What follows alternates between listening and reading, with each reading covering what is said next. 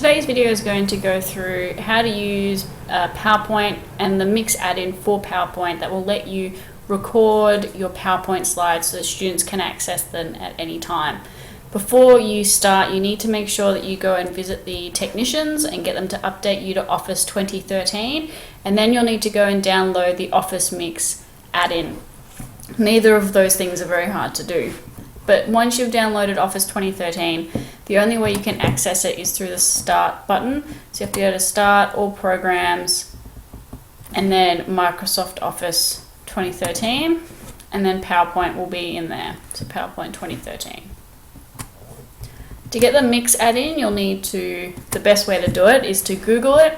Just Google PowerPoint Mix or Office Mix. It'll be the first link that comes up here. This should be the home page that you get.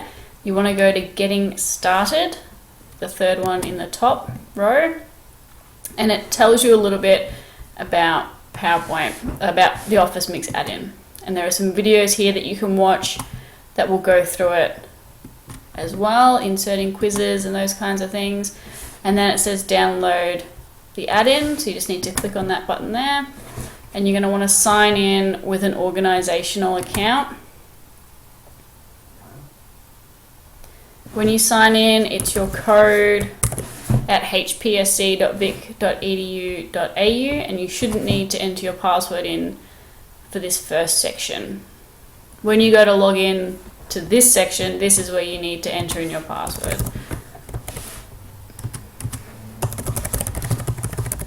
Remembering that your password is just simply your computer password that you use when you turn your computer on. And then you just need to make sure that you download it. It's already running and I've already got the add-in to my computer, so I don't need to worry about it. So once I am in, there are some new things to this Office. One of the other handy things that you might want to know is that you can insert pictures straight from online. So you can image search their clip out, or you can image search Bing images and insert the image straight into PowerPoint without having to copy it from a web page. And then you'll notice that there's an add-ins, and then the next one across is Mix. This is the one that we want to be using today. There's a record for me to record my lessons, and then there's a quiz and video app. So you can add in different types of quizzes into your PowerPoint. However, I have been having some issues getting this to run properly. All that you're supposed to do is pick the quiz type that you want, click Add, and trust it, and then it's supposed to download, but I haven't been able to get it to run properly. So once you've downloaded the Mix add-in, it gives you this PowerPoint presentation that goes through all these steps with you again.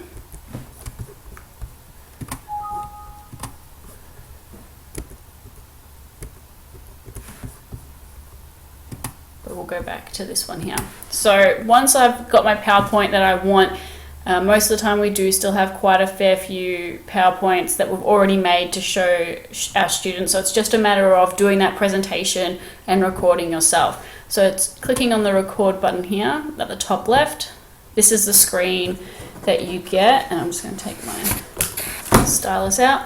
What you can do is you can choose to either have your webcam on or have your webcam off. It's completely up to you what you're wanting to do, and then you can draw using your mouse over the top when you're recording, not before that. What I went and did was I went and got a graphics tablet so that I can do that with a little bit more precision when it comes to say writing the answers to questions or things like that, doing some maths questions. It makes it a little bit more precise, a little bit easier to do it this way.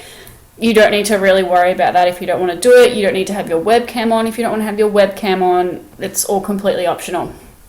So all that you need to do, let me hide this bar, is you hit the record button at the top, and then if the screen starts to look like this, you'll notice that there's the red flashing and you can't see the webcam screen anymore, but it is recording the webcam screen for me. I can draw on my PowerPoint. I can change the color of my pen to highlight anything that I want in particular, and I can change my pen type as well. I can go to the next slide. It's important to know though that you can't go back. So if you were going to go back to discuss something again, you need to make sure that you have that slide in there more than once. So again, I can change my colors, underline, do any questions that I wanted to do. Over here, I could add little things like this, put some arrows in to show how things are moving, all that kind of stuff. It lets me do that in this video record. So there are several benefits to choosing to record your lectures as opposed to or even as well as using them in class. If your students are sick and they can't make it to class or they were away for any number of reasons, this means that they can still catch up on the content that they would have missed by being away. The other way that you can choose to do it is have them watch these lectures at home, which then means that they have more time in class to be answering the questions that you would normally set for homework.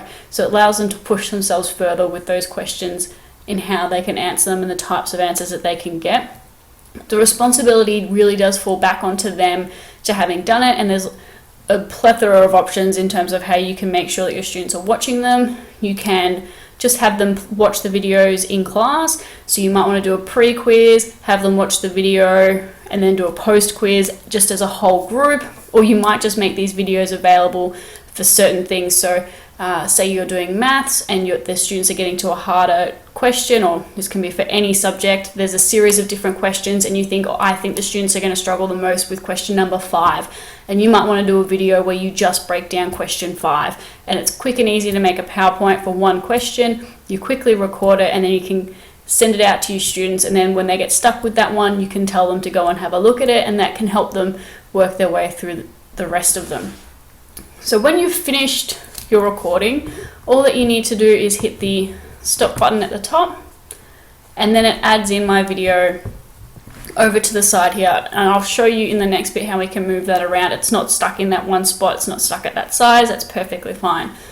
I can preview each slide to make sure that I'm happy with what's on it. If I've made a mistake in a particular slide, then I can just re-record that one slide. I don't need to re-record all of the slides. So I can click on delete slide recording and just get rid of everything that was on that.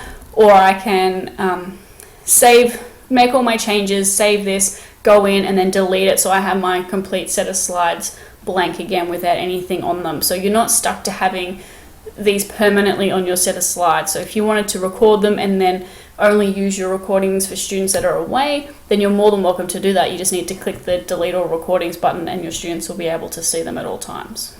I personally find it better to record with a video with my webcam on, just because it feels like I'm having more of a conversation with somebody, but it's completely up to you. If you don't want to have it on, you don't want the kids to see you, then you don't need to worry about doing that, and you can just leave your webcam off.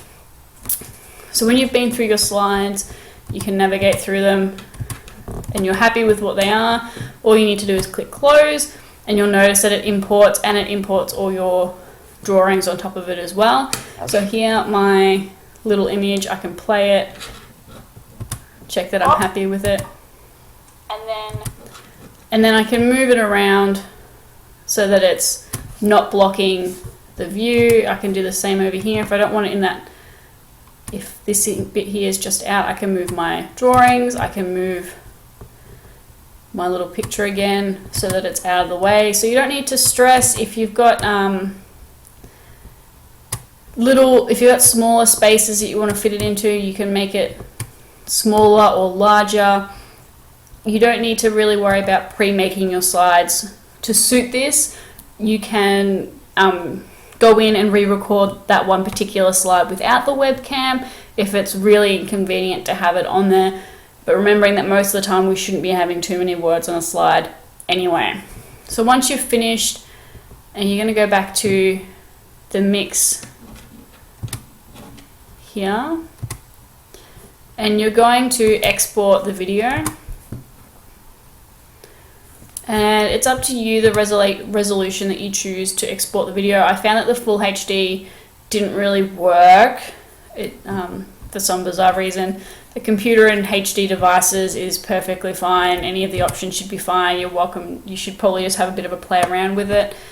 The seconds spent on each slide doesn't really matter too much. That's just for slides that you haven't recorded anything on. So if you were then going to give the students a series of slides with questions and you've shown them how to answer the first question and then they need to answer the rest of them, then you can say how long you want each slide to be shown in the video for, so you can make those slides there for 10, 15, 20 seconds. You could make it a minute if you wanted to give them a minute to answer each of those questions before it then goes on to the next question. It's completely up to you. Then you need to choose where you're going to save your video, and then it'll take a little bit of time to export the video. That's fine, you just need to wait it out, go and find something else that's nice and fun to do, and then you can come back and it should be done. It's up to you how you choose to share this with your students. You can upload it to a YouTube account. That's quite easy to make. It's just a matter of logging in and giving yourself a username. And then you can give it to your students through Blendspace that we did in the last class. So they then wouldn't actually have access to your YouTube page. They just have access to that YouTube video. You could upload it, depending on the file size, to Compass. And then once we go Office 365, it would be easy to share it on Office 365 for the students to be able to access at any time. So it really just depends what's the best way that you're wanting to share this video or the content that you've made with your students. And that's really about it for Office Mix. It's not a hard thing to do. All that you really need to do is sit there and have a really good play at it. Try not to become too stressed about making mistakes. Everyone makes mistakes. Students know that we're going to be making mistakes. It might take you a few times to get the hang of things, and that's perfectly fine. I make mistakes every single time that I talk. At least this way I can go back, re-watch it and go, okay, I need to re-record that bit. I kept saying the same word incorrectly that I shouldn't have been saying, or something like that. So it's a matter of not expecting your video to be perfect, but trying to do the best that you can to avoid them. You may want to pre-write out a script or something like that as well. But it is completely up to you how you do it. It's a little bit of freedom for you. So have fun, play around, and see what you can come up with Mix. Good luck.